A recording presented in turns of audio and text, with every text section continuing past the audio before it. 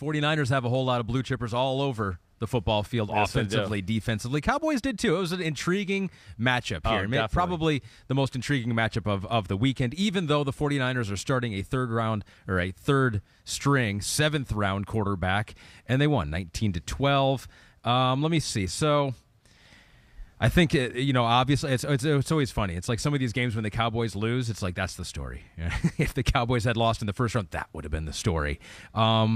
But I want to give the 49ers all the credit that they deserve here because, like we've mentioned before, I think Kyle Shanahan's the coach of the year. I don't think any other offense is doing this with a third-string quarterback in the entirety of the NFL. It's almost like they haven't skipped a beat. And while the Cowboys kept it close, it felt like, for me at least, like the 49ers had this one under control for most of the game. Right. What was your biggest takeaway? Let's just start there. What was your biggest takeaway about the 49ers beating the Cowboys in this one? I think the biggest thing I would take away from it is I'm going to give a lot of credit to Kyle Shanahan. I don't know if Kyle Shanahan would have approached that game that way 4 or 5 years ago. What do you mean? I think he still would have been like, wait, I want to do this play and this play and this play, and they're so aggressive, and, ooh, I might have a chance to do this play and that play, and let's attack, and, put on a show for everybody. But I think he went, wait, I might be able to do that and put on a show, but if I do too much of that show shit, Michael Parsons around the edge, strip sack fumble, DeMarcus Lawrence, strip sack fumble, tip ball, Trayvon Diggs interception might have happened. And I think, ultimately he probably looked at it and went, it's probably the only way I can lose this game. We're better than Dallas. If I just, as long as I don't put Brock Purdy into too many situations where he's got to, wait, did I pick up and point the right guy out in protection and, not hold the ball too long and do all that, I think he thought he was going to win the game. And I think that's the way he played it, even though, it looked, dicey as far as the scoreboard. But I think to your point, never at a point did I feel like Dallas was in control of the momentum of the football game. If they had gotten a break at a key time, then it's like, all right, everything flips. We but it felt wasn't Dallas is hanging in there. Yeah. Right? It was like kind of those. And, of course, Dallas has got some guys that are freak shows. We knew there was a lot of freaks on the football field for both teams. But ultimately, again, to pat ourselves on the back here a little bit, I think what we kind of said about Dallas at the end of the day all came true too. Their lack of size on the D-line kind of started to get worn down at the end of the game, right? That was an issue. And then I think we saw the offense and lack of big-time creativity there. Again, this is something we went into last year. Yeah. When they can't run the ball, they're not overly creative in the other areas to where they can just go, oh, don't worry, we can figure it out here. Not against these type of defenses. So I think that's what we saw overall. But that's where my biggest thing, too, really was the patience and maturity of Shanahan. I didn't know if he could do it. I thought, he's not going to be able to help himself. He's going to do a reverse. He's going to do too many play-action passes.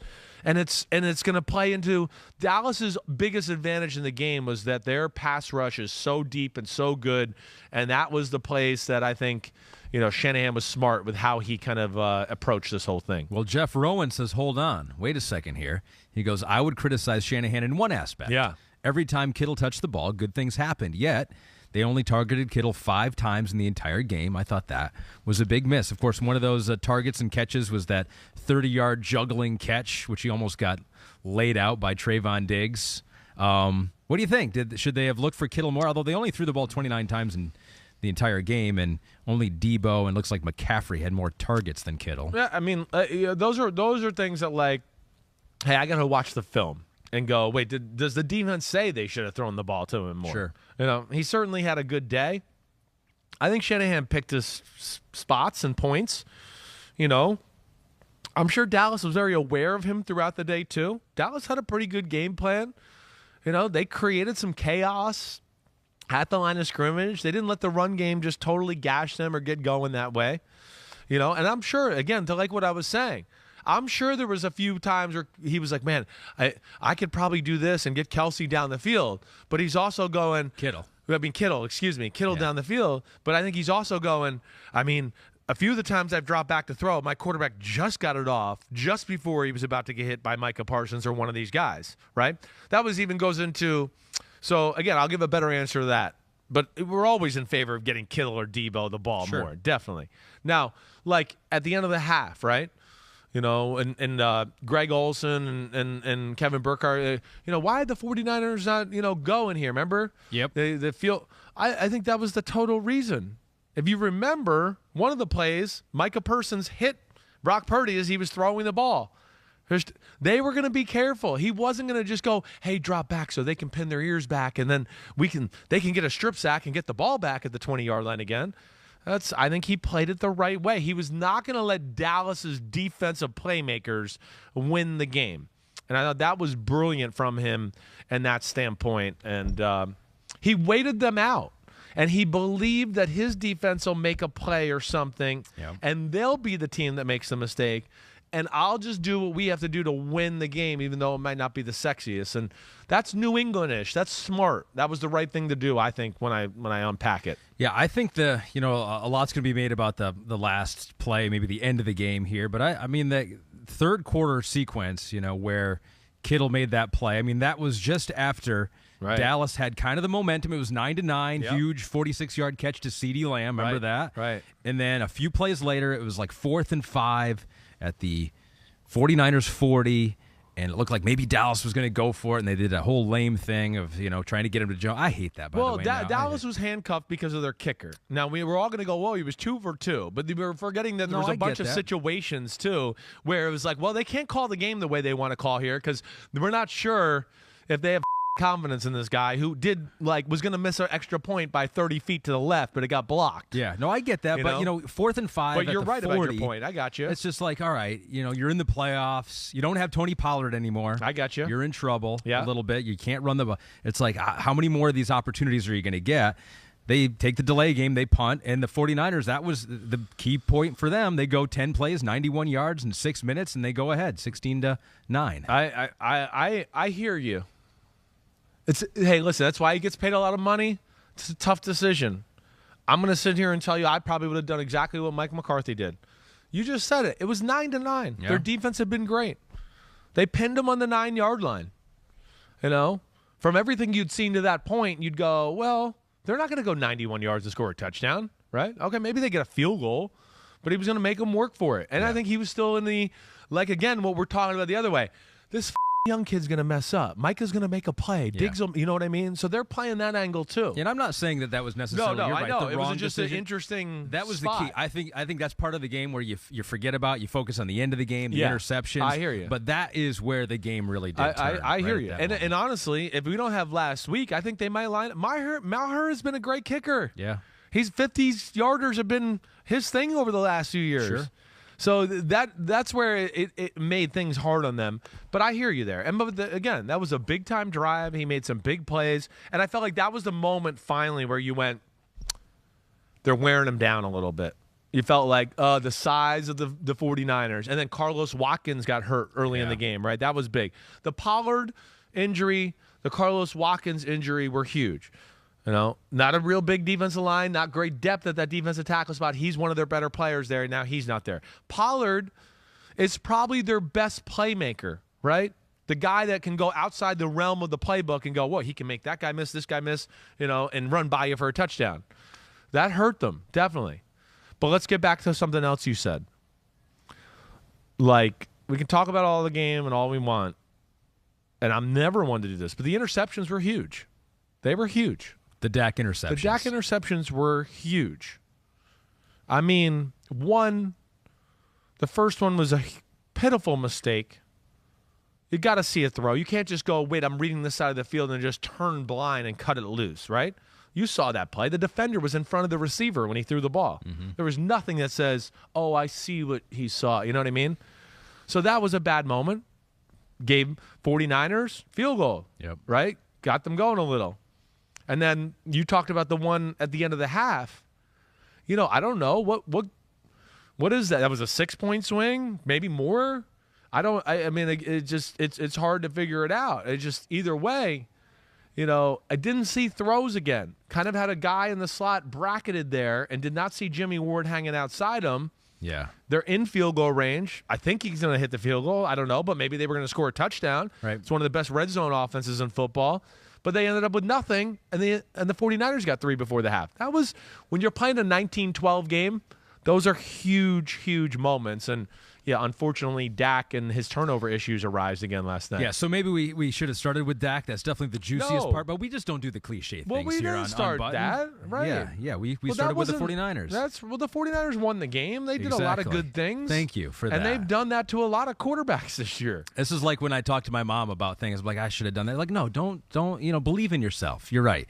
But a lot of people in Dallas, certainly, Dak is the number one most important thing on their mind right now. Yeah. Because, checking Twitter last night, searching for the name Dak Prescott was not pretty. So I hope Dak Prescott did not do that. Well, this is where I don't like it, okay? And I hate social media. It's official, and you know that, and I hate it. It's official. It is official. But Pete, it wasn't official before. Now but, it's but it's like I put a tweet out or said something this morning, and we tweeted it out. yeah. Like, Dallas fans, let's not go to Crazyville. Okay. At what point? Why did we think they were going to win the game here? Well, why? Just because we had the star on their helmet and it was Dak? I don't understand. I mean, come on. Realistically, most football minds thought the 49ers were going to win this game. Mm-hmm. Okay, now let's go on to the rest of the conversation. Dak. It's Dak. Yeah, it's Dak. I know. It's all Dak. That's right. It wasn't the fact that they couldn't run the ball for jack shit, right? It wasn't the fact that the 49ers are better than the Cowboys. Again, Cowboys are another team, I would say, on the offensive side of the ball. They need more sizzle. I mean, is anybody out there trying to tell me that the Cowboys playmakers are on the same level as Debo, Kittle, Ayuk, McCaffrey, and maybe the best offensive line in football? Certainly a top 5. I know Dallas' O-line's good. It's not as good as the 49ers or the Eagles or all them. Mm-hmm. So, again, and then the 49ers defense is clearly better than the Cowboys.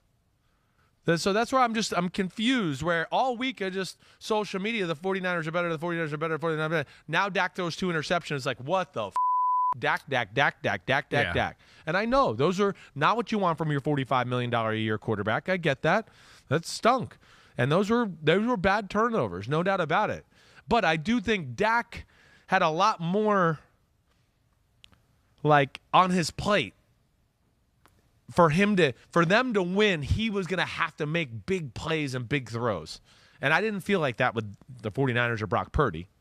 I just kind of went, well, the plays will come. It's Shanahan. Their offense is so good. Yeah. Dak, you felt like he's going to have to make a few big-time throws and plays today. It's a different game. It's not fair to just do that. And, yes, it was not perfect, but let's be realistic about the whole situation here. And I think if he had driven him down the field at the end of the game, you don't worry about those 2 interceptions, right? And so I think that was the nail in the coffin for some Cowboys fans, is that 3 minutes to go, you're down 7, it's put up or shut up time for your $40 million quarterback, and he's almost picked by Dre Greenlaw. He misses Michael Gallup, looked like he was open on that play. Yeah, he missed him. Sacked on 3rd down, and then Mike McCarthy and true punt. The Gallup post, he had somebody kind of under his armpit, so he had to adjust the way he was throwing the ball. Yeah, sure, I'd love to see him hit that.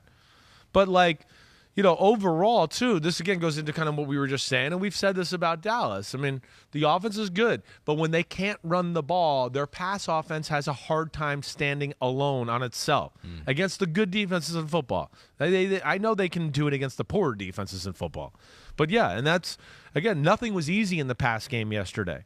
There was never a moment where I went like I did against the Raiders when the Raiders played the Niners, or the Dolphins played the Niners, or the Chiefs played the Niners.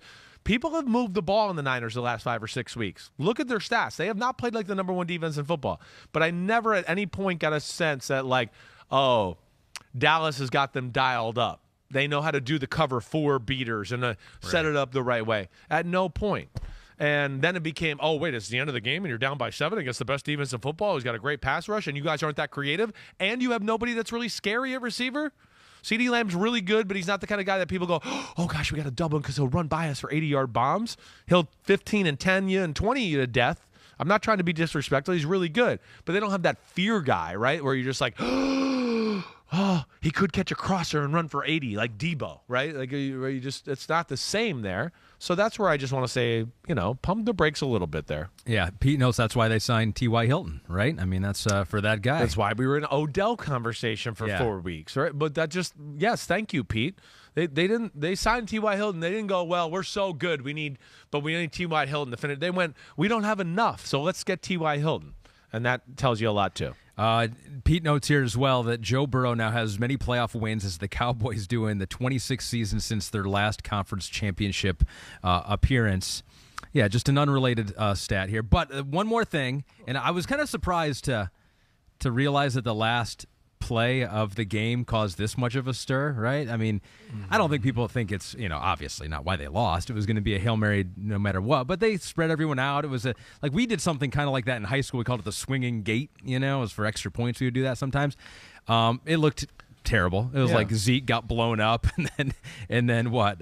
Turpin got just annihilated by Jimmy Ward. It looked dumb. It looked stupid. But whatever. It's like you tried something different at the end of the game. Right. Yeah, I don't think that was well. I almost give him credit. I'm like, cool. I'm glad they did something different than just sit back and try to throw it 80 yards downfield. Well, right. They weren't going to do that, so they're going to try to do something crazy and creative that they probably have worked on a few times during the year to go like this will give us. There was some process there. Yeah.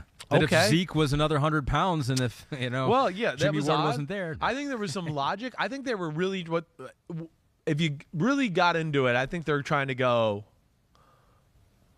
throw it to Turbin. Turbin's going to pitch the ball to someone else, and then that person's going to pitch it to Zeke, who's going to then have the linemen who were out on the edge, out of the receiver spots, right? Yeah. Leading them up the sideline to maybe get another big chunk of yards. And, of course, you're going to have to flip it and toss it and do it a whole bunch of times. But, this is what I'm talking about. It just becomes this social media pile-on. Hey, last year we talked about McCarthy blowing the end of the game. Yeah. So he blew the end of the game. Yeah. Down by 7, 80 yards away with 3 seconds left. I mean, Dalton Schultz, by not getting that other foot down, hurt him way more than 100%. Or not getting out of bounds, or not going upfield out of bounds, which I didn't like that call.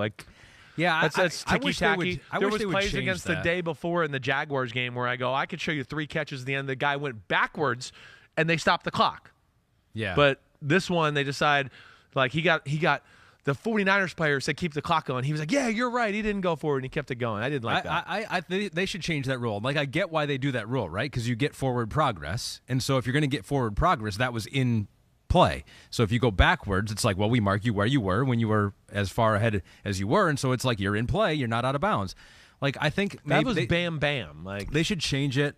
And I think it was the right call, but I think they should change it. Under 2 minutes and a half, it's like go out of bounds either way, forward, backwards, it stops the clock. Would you be in favor of that? Yeah, I would. I don't. Yeah, again, if the guy's trying to go forward and he gets knocked out of bounds, stop the clock. Come on. No, don't. I think we want to. Let's go into replay because I think if we replayed that, I think he was going forward by an inch or two. Yeah. I mean, that's where yes, it was too ticky-tacky at that moment. Come on, he went out of bounds.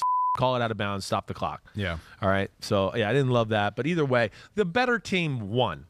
It's all that matters. We know that. Let's not pile on. Dak wasn't great. I get that. Dak's still really damn good quarterback. He is. He definitely was too loose with the football. Right? He's got to fix some of the mechanical things we talked about throwing the ball there yesterday. Again, you saw some throws yesterday where you go, complete or whatever, but the ball just doesn't, it's not as pure and as crisp as I've seen it from Dak before. And then they need to help him out. They got to get a little bit better in some areas too. Thanks for watching, homies. Hit subscribe to see all my unbuttoned videos. You get to see me, Ahmed Fareed, all the big player breakdowns, game breakdowns, player interviews, and my film analysis. So please subscribe. Chris Simms Unbuttoned. Peace out.